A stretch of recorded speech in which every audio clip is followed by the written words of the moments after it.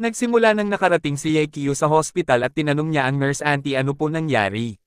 Sabi ng bida sumagot ang nurse ang pasyente na sa room 301 na inoperahan sa paa kahapon ay masama ang pag-uugali.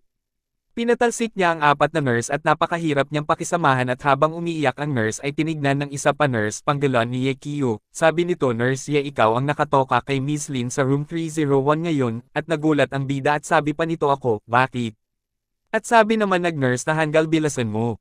Nasa espesyal na kwarto siya at huwag kang magkakamali sumagot ang ating bida okay papunta na ako, at nang nakarating na ang ating bida sa room 301 at sinabi nito hello, ako ang nurse pwede akong pumasok.